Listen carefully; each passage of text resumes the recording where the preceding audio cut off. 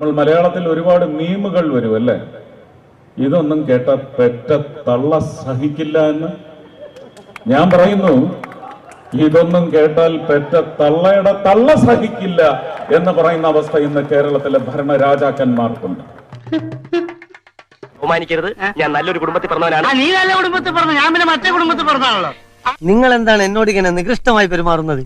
ഈ കേരള പദയാത്ര നടക്കുമ്പോൾ നമ്മളല്ല, ഈ പദയാത്രയെ ഭയക്കുന്ന ഒരു വിഭാഗമുണ്ട്.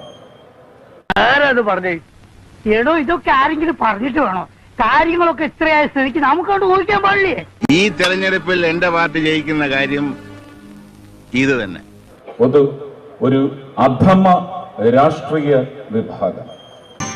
ശത്രുക്കളുടെ എണ്ണം കൂടിക്കൂടി വരികയാണ്. ഇനി വെച്ച് നീട്ടിക്കൂടാ. ജയിക്കണമെന്നുണ്ടെങ്കിൽ രണ്ടും കൽപ്പിച്ചുള്ള ഒരു കളി കളിച്ചേ തീരും. ഒരു അഴിമതി രാഷ്ട്രീയ ഭരണ വിഭാഗം. ഊതിയതല്ലേ, കാറ്റടിച്ചപ്പോ മനസ്സിലായില്ലേ? പറഞ്ഞില്ലേ അവൻ നിസ്സാരക്കാരല്ലെന്ന്. സ്വാമി, അവൻ ഭയങ്കരമായി വളർന്നു പോയി. ഒരു കേസെടുപ്പ് സർക്കാരായിട്ട് ആരെന്ത് പറഞ്ഞാലും കേസെടുക്കുക. ആ തേണ്ടി RDPയുടെ തൊലി ഇരിക്കുകയാണ് ഉത്തമ. സഹിക്കല്ലാതെ എന്ത് ചെയ്യാ? എന്താണ് പോകുന്നത്? നീ ആരെ കളിയാക്ക?